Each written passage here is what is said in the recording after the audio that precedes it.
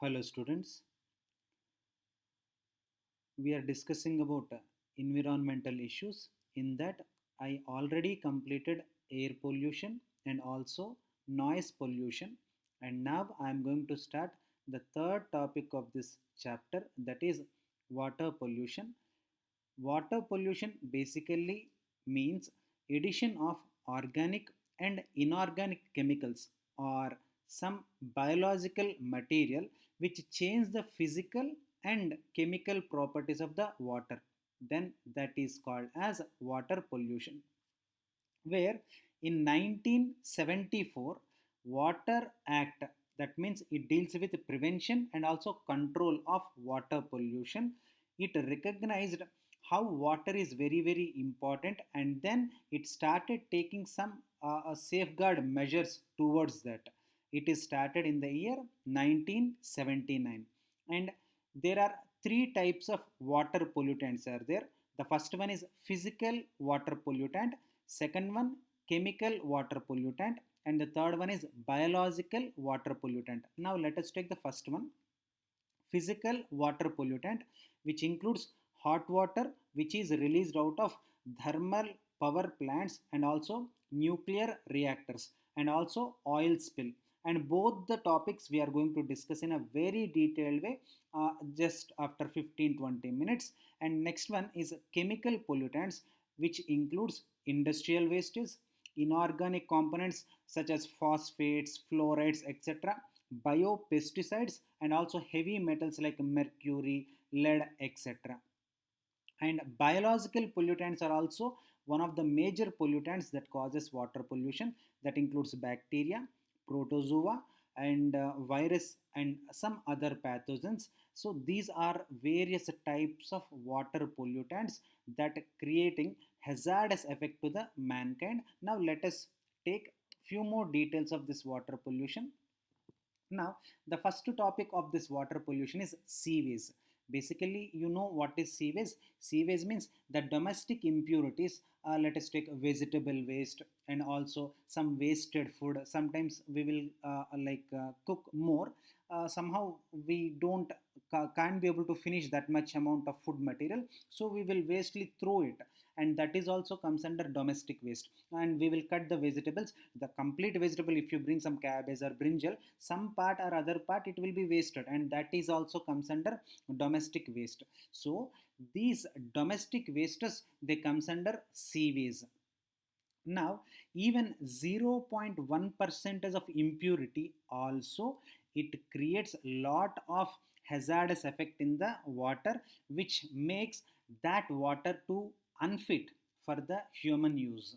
So that means 0.1%, you are thinking it is very less, but still that less amount of pollution is also makes the water unfit for the use of human beings. Okay, whereas if you take, this is a water, let us take this is some like a given water in the given area.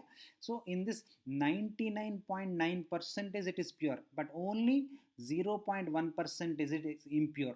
It may be due to suspended solids like sand, silt, clay. Very simple, you just imagine the practical situation.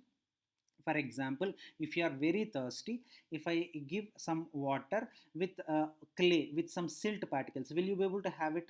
Psychological also you feel बहुत अजीब लगता है ना. So 0.1% only, percentage wise it is very less, I do accept it, but still it is not proper water.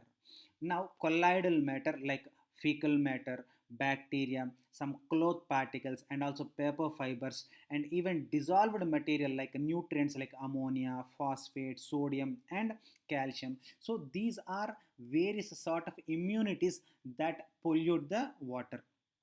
And solids basically they are relatively like easy, you by easily you can be able to remove this particular solid waste by physical treatment like filtration, or by using some what I call water purifier, something like that. But one thing you need to understand, it is very difficult to remove the dissolved nutrients such as nitrates, phosphates, and some other nutrients, and some toxic metal ions and organic compounds. So these are all like they get completely dissolved in the water, and they become part and parcels of the water. Then that dissolved what I call wastes, it is very difficult to remove from the water. Whereas physical wastes, you can just by filtration, by physical method only, you can be able to clear it. Now let us take few more details of it. Now, dissolved oxygen. Dissolved oxygen basically means, now we are human beings. Let us take animals. We also consider animals only, but we are like elevated civilized animals, but we basically belongs to the kingdom Animalia. Now, we being animals, we utilize the oxygen, which oxygen, gaseous oxygen that is present in the atmosphere. Like that, there are certain organisms, there are fishes and also some molluscans. They are also animals, but they live in water, and they also need oxygen. Am I correct or not? So they utilize the oxygen which is present in the water in dissolved state. That only I am telling, the amount of oxygen that is present in water in dissolved state, then that is called as dissolved oxygen. Whereas if you take healthy water, like a proper purified water, generally the amount of dissolved oxygen must be 8 what I call, milligrams per liter, and this is a like ideal percentage of dissolved oxygen. Whereas if if that 8 what I call mg per liter, if it is reduced, then it is called as contaminated water. If it is reduced below 4 mg per liter, then it is highly polluted. It is like you can't be able to take that particular water. Now, this dissolved oxygen that is present in the what I call water, it can be measured by using a device that is called as oximeter. Hope you understood. Now let us take very important concept which is asking so many times in your NEET exam, that is biochemical oxygen demand, biological oxygen demand. Now it is simply, very simply, you can call it as BOD. So biological oxygen demand or biochemical oxygen demand, both are correct. See, it's like this, whatever you write meaning is same, so what is wrong in that, you can use any name. Now let us take domestic sewage primarily contains biodegradable organic matter. Because see, let us take food. If you have thrown into the water, obviously what happens, some bacteria or some fungi, they starts decomposing this particular uh, organic matter. After few days, you can't be able to see that particular food material. Am I correct? Now that means they are biodegradable. What is the meaning of biodegradable? Please try to understand. They can be decomposed by various microorganisms. That is actual meaning of biodegradable. Now please understand a very important point I'm telling you. BOD means the amount of dissolved oxygen required by the microbes to decompose that organic matter. I'll tell you a very easy, very simple way. Now I have thrown 100 grams of rice chawal into water. Now wo 100 grams of chawal to decompose, let us take this bacteria, it need 4 mg liter of oxygen, dissolved oxygen. Now this 4 mg per liter of oxygen, that is called as biological oxygen demand or BOD. Hope you understood. I gave a very simple example. कितना amount of oxygen चाहिए one microbe के लिए to decompose the given amount of or added amount of organic matter into the water. That only it is called as BOD. Hope you understood, students. This is a key point you have to understand, otherwise आगे lesson आपको समझ में नहीं आएगा. Again, safety sake, the amount of dissolved oxygen required by the microbes to decompose the organic waste, that only it is called as biological oxygen demand. Now if BOD is increased, that means the water is more polluted. That means BOD is directly proportional to the input of organic wastes.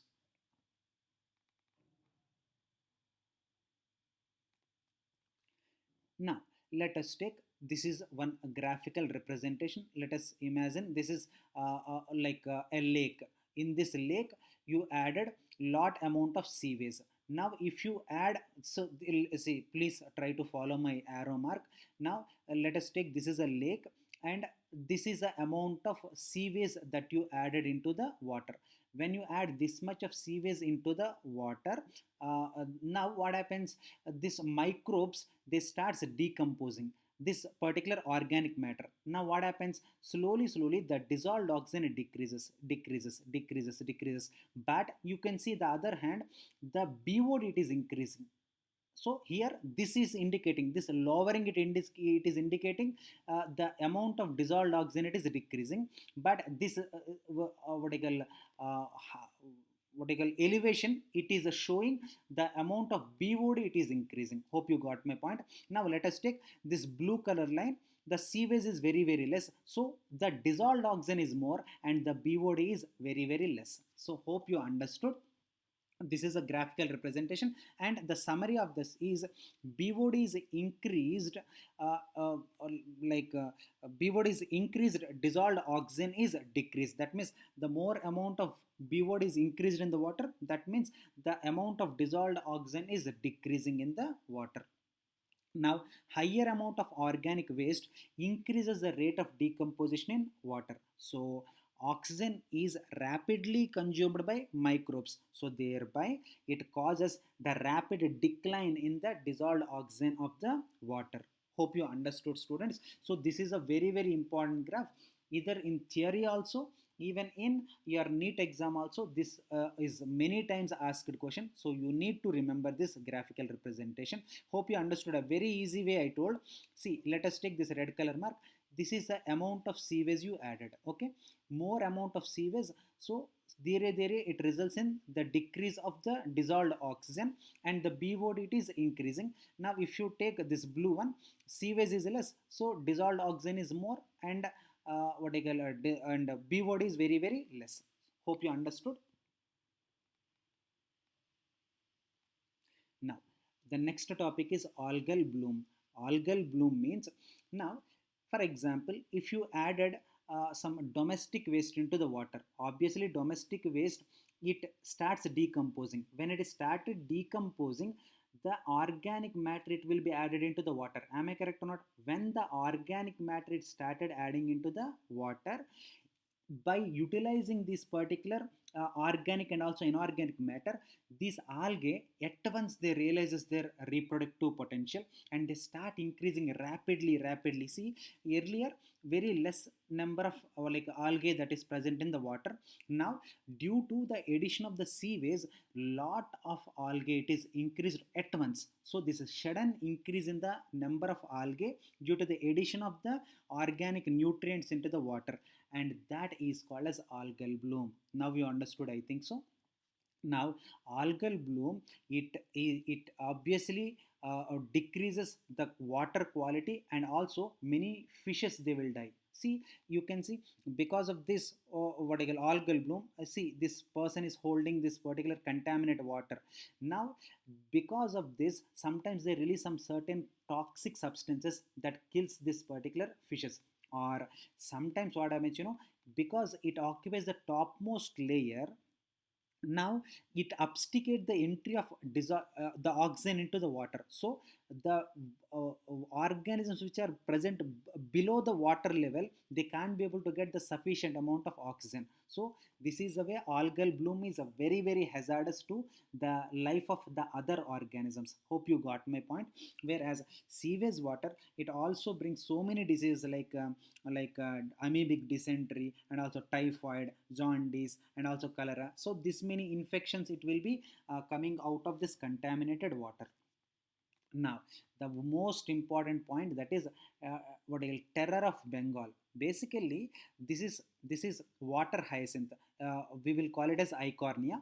Now this particular water hyacinth, basically few persons out of their interest, see such a very beautiful flowers it is producing up dekh na, and plant is also, it's very convincingly beautifully it is looking. So some people, out of their attractive flowers, they brought this particular Eichhornia and they started introducing into the water.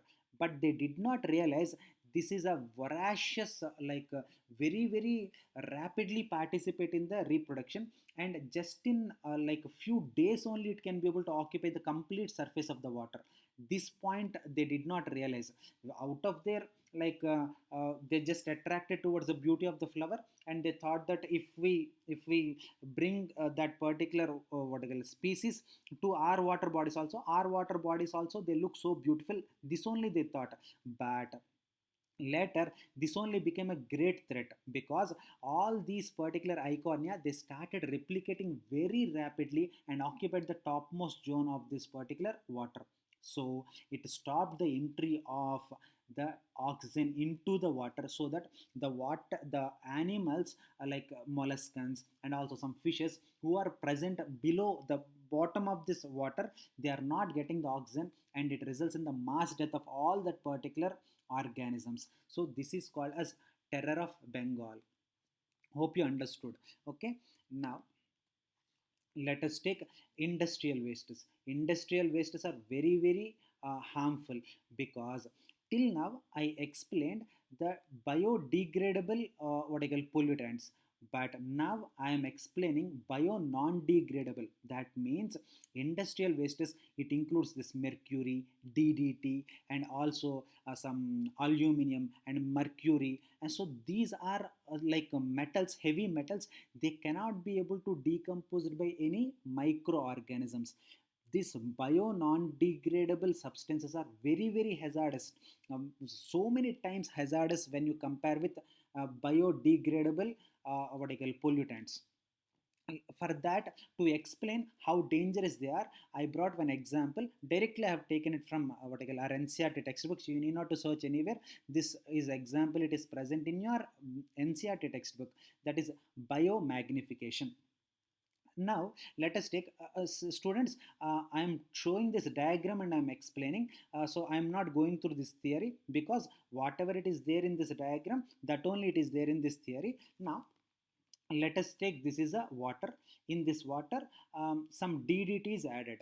So now let us take this blue color particles are 0.003 ppm of what I call DDT. Now this amount of DDT, it is taken by small zooplanktons. Now due to the having a DDT in form of food, it reached to 0.04 ppm, because at least zooplankton will take at least 2-3 water drops. Now each and every water drop may you can be able to see 0.003 ppm. So 2-3 water drops if they have, obviously what happens, it increases to 0.04 ppm. Now it is taken by a small fish.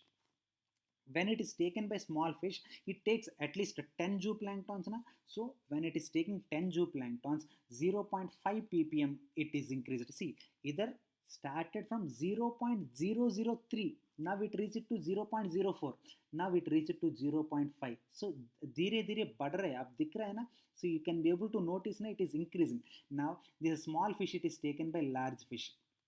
When it is taken by large fish, it reaches to 2 ppm. समझ में आ रहा है ना. Now when it reached to the climax carnivore, it reached to 5 ppm. That means this is called as biomagnification. What is the meaning of biomagnification?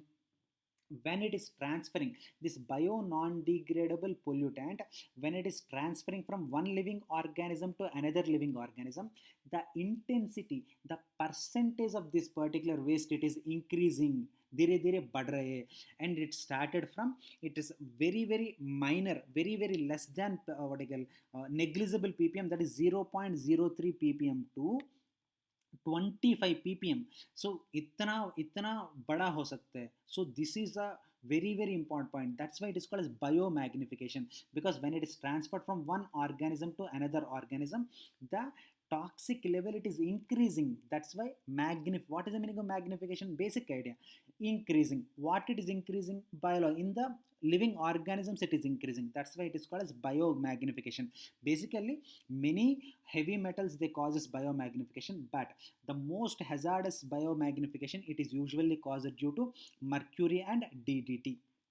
Whereas, due to the high concentration of DDT, it disturbs the calcium metabolism in birds, because basically in aquatic medium में the topmost carnivore is obviously nothing but these birds. So mostly birds only will be affected. That's why calcium metabolism of the bird will be affected, and also thinning of the eggshells. The eggshell, it becomes, no, eggs, many of you must have eaten also. This egg, it is covered by calcium carbonate, CaCO3 shell, and usually it will be like decently thick. That means kitna chahiye to utna thick rahega. But the birds which are toxicated with DDT, their what I call calcium carbonate shell, it will be very very thin. So when it lay, immediately it gets broken down. So they can't be able to hatch that particular eggs, and also eventual decline in the bird population, because all this what I call eggs are getting broken. That's why there is no hatching taking place. When there is no hatching, obviously there is no taking birth of any other birds. That's why the eventual gradual decline in the bird population is also taking place. So this is all about biomagnification. This is one of the very important point. Okay, now let us take one more topic. Now the next topic is eutrophication. Eutrophication means the natural process. Usually eutrophication is actually, truly, to be frank, it is a natural process. Dhire dhire, if you take a pond, dhire dhire what happens, the pond, it slowly started becoming thin. Earlier it is so depth, it is very deep, but dhire dhire kya hota hai na, due to the accumulation of rocks, sand, silt, and dead debris and all, it becomes thin, and after few years, it becomes what I call the aquatic habitat, it converts into the terrestrial habitat, mesophytic habitat. So this is a natural process. This natural process, it is called as eutrophication. But now, due to the human indiscriminate activities, it is converting into accelerated eutrophication. This I'll just explain. 2 minutes I'm going to explain, but let us go details very clearly. Then I'll go for what is accelerated eutrophication. Natural eutrophication basically means eutrophication is the natural aging of lakes by biological enrichment uh, uh, of its water. Then that is called as eutrophication. That means naturally only this ponds, they gets accumulated by sand, silt, and these fishes will die. So their dead debris, and what I call many wastes, they keep on, for example molluscans are there. When the molluscans, they die, their shells, they sinks into the bottom. So there what happens, the depth, it's keep on decreasing, and finally what happens, the pond, it disappears and it converts into the mesophytic habitat. So this gradual, it takes thousands and thousands of years, it takes literally thousands of thousands years. So ऐसा natural process में चलेगा तो then that is called as a natural eutrophication. But man करेगा तो man, he started throwing all the debris into this water. Then what happens, the acceleration, that means the decomposed formation, the decomposition, the death of the organism, it keep on increasing, so that the pond, which has to convert into mesophytic habitat after thousands and thousands of years, it just converts into converts into land in just 2 3 years. That means a pond which is usable for 1000 2000 years, we are killing its life just in 2 3 years. Then that is called as accelerated eutrophication. What you know, basically you will throw this debris into the pond. Then what happens, these, they release this nitrates and phosphate. When the nitrates and phosphates, they are absorbed by the plants, kya hota hai, these plants, they started increasing, they started multiplying into great number. Then obviously great number means they, one day or other, everyone has to die. Like that, the plants and these organisms will die. That means more amount of what I call, more number of organisms are dying, and that many organisms, obviously they sink into the bottom only na. And after that, they start decomposing. So these dead bodies, when they started decomposing, they started adding this particular humus. नीचे से क्या रहे, humus. let us take 100 organisms are dead and 100 organisms का humus and बाद में 200 organisms are dead and this 200 organisms का humus, ऐसा ऐसा ऐसा the depth of this particular pond it is decreasing decreasing decreasing, and then the complete pond only it gets disappeared. And usually natural process may takes thousands and thousands years, but due to the human indiscriminate activity it is taking place in just 2 3 years, then that is called as accelerated or anthropogenic eutrophication. Anthropogenic means man-made. So accelerated and anthropogenic both are actually same. Please don't get confused because I have seen, basically I've seen, that's why I'm telling you, in some textbooks instead of accelerated eutrophication they mention it is anthropogenic eutrophication. So you should not get confused. Hope you got my point. I think so. Now the see, this is just a diagrammatic representation. You just stop this video for just 2 minutes, then you go through it, then what I exactly said you will clearly understand. See, let us take, this is like algal bloom, and because we added so many nutrients, so because algal bloom it is started, this many organisms one day or other they have to die na. See, they started decomposing. So this decomposing it increases increases increases increases, then what happens, the pond one day it gets completely filled up with this particular dead debris, and then the water level it becomes thin thin thin thin, and finally it converts into the soil. So this is called as eutrophication.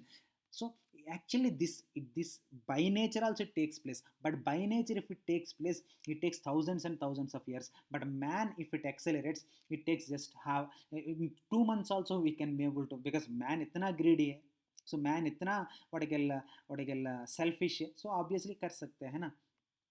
Now, the next one is oil spills. What is oil spills? Sometimes accidentally or intentionally, whatever it may be. Sometimes mainly it is intentional only. So whatever it is, reasons apart, let us come to the topic.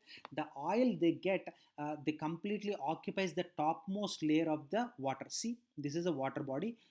On that some oil fell. Due to this oil, basically oil it is still it is lighter than the water particles. That's why what happens, this complete oil it gets make a thin layer on this particular water.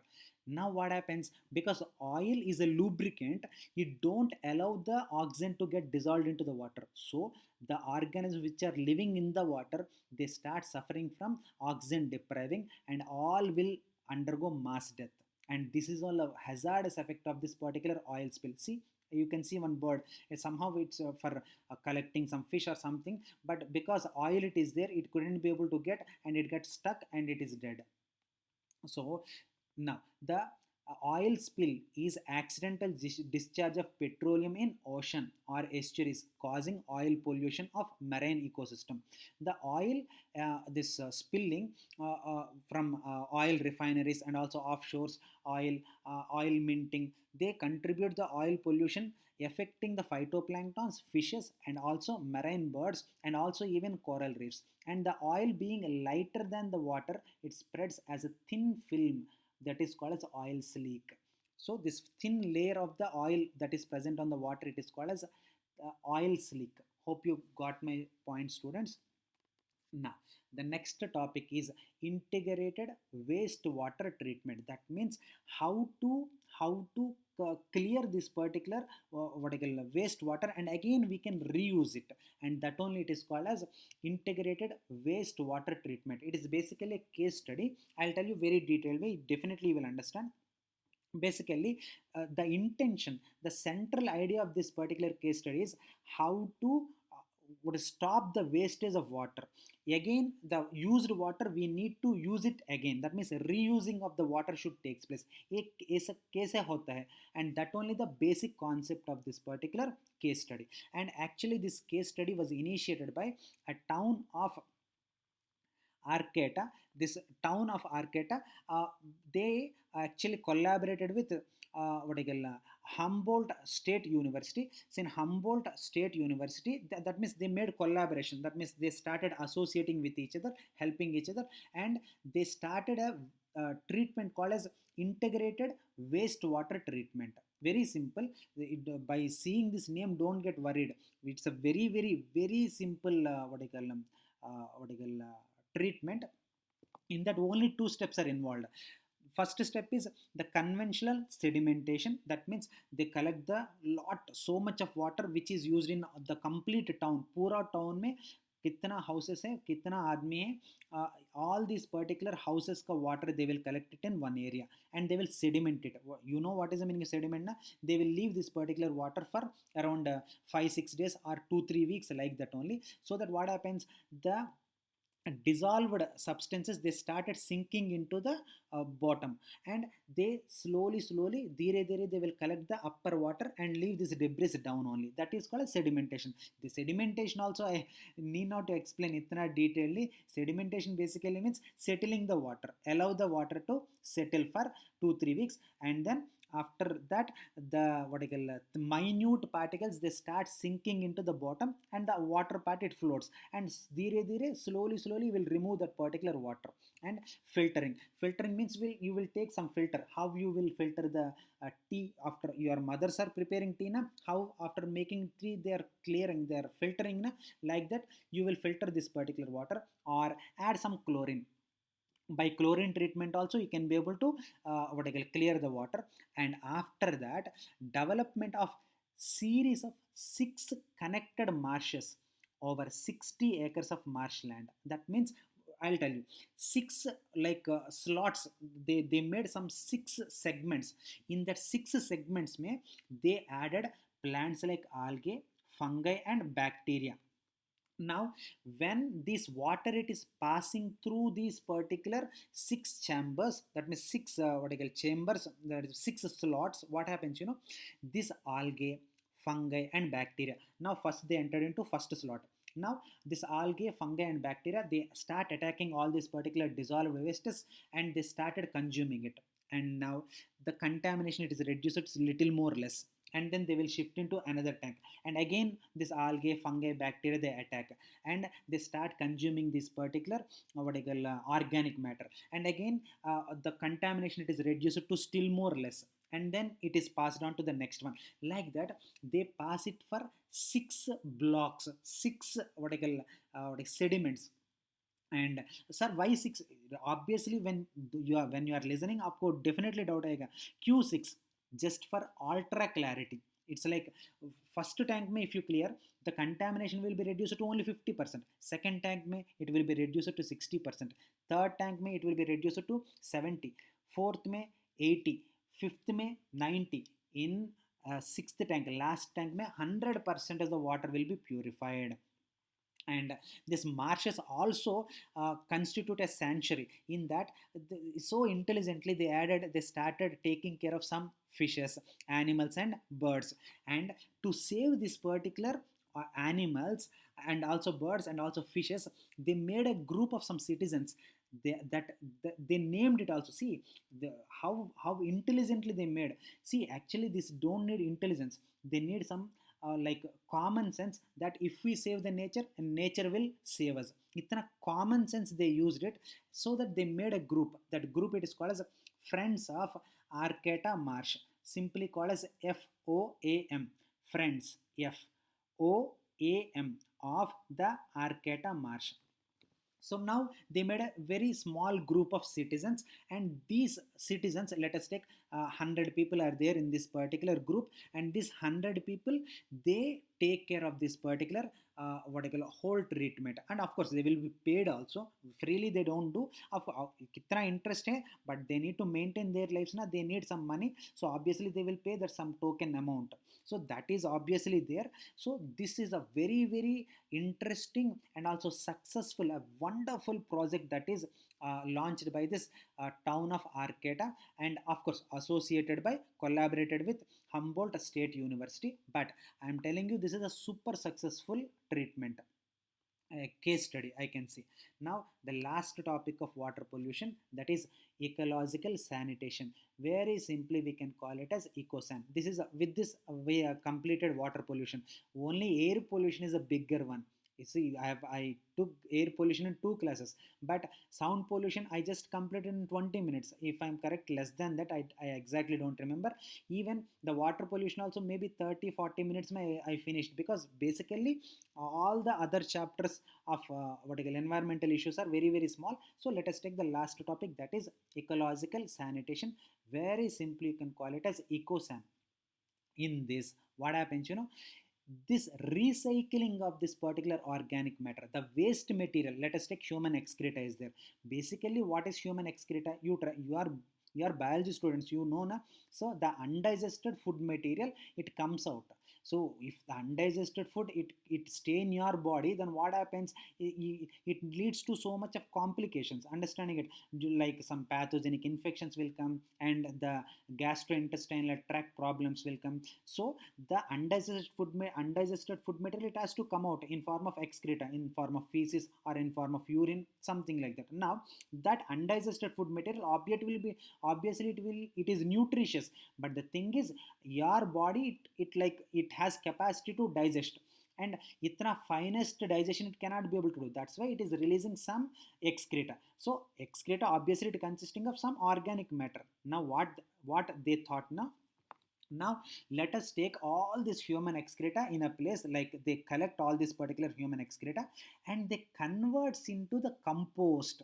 They, you understood now? They convert into the what I call compost, and this compost they will give to the plants. That means the recycling, and the plants obviously they absorb this particular organic wastes and this organic nutrients, and they start growing, and they start giving the good yield. That means what happens? They are not letting this particular what I call any what I call organic waste like that. So they are reusing it in form of the manure, and this is the actual basic idea of this particular eco sanitization.